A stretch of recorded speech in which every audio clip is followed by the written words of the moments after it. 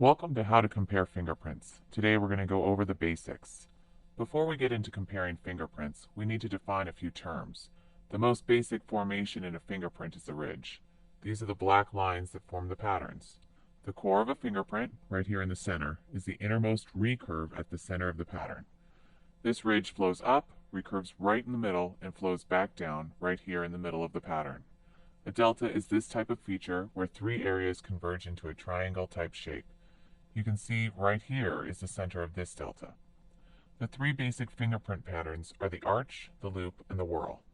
The ridges in an arch pattern start on one side of the finger, rise in the middle, and exit out the opposite side. There are usually no cores or deltas in an arch. The ridges in a loop pattern start on one side of the finger, loop in the middle, and exit on the same side they started. There's usually one core right here and one delta in a loop pattern.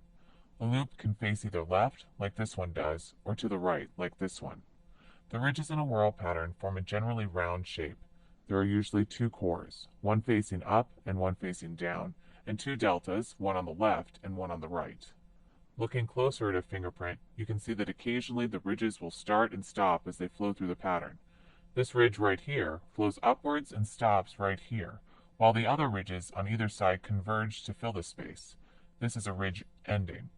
A single ridge will occasionally split into two ridges. This ridge flows up and splits into two ridges at this point. This is a bifurcation.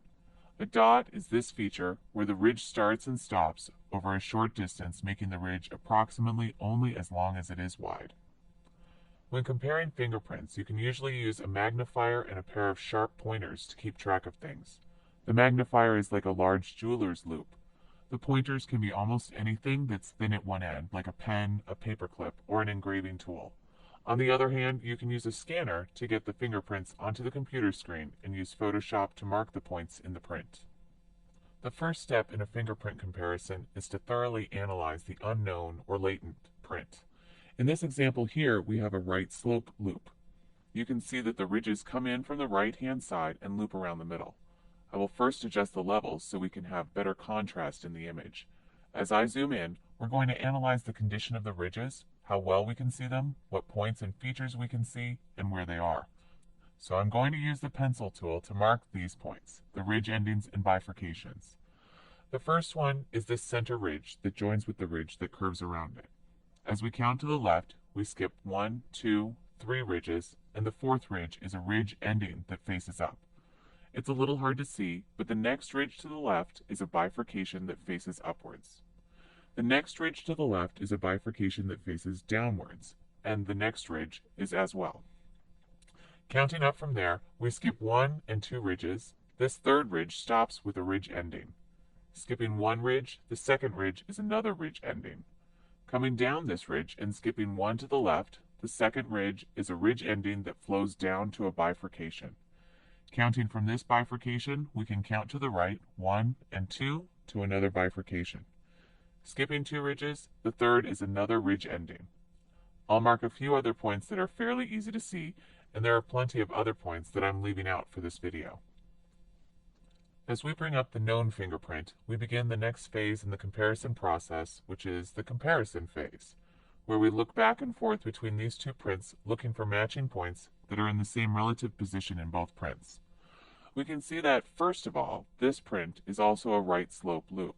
We want a clear starting focal point to use as a starting point for the comparison. For these prints, the core is clear and easy to find to use as our starting point. Here we have the same ridge that comes up and ends in the ridge that curves around it. Counting to the left 4 ridges, we find this upward ridge ending. The next ridge is an upward bifurcation, and the next 2 ridges are downward bifurcations.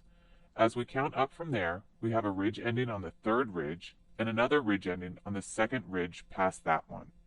Skipping one ridge, we find another ridge ending with a bifurcation below, just like in the latent print. There is another bifurcation on the second ridge to the right, and a ridge ending on the third ridge past that.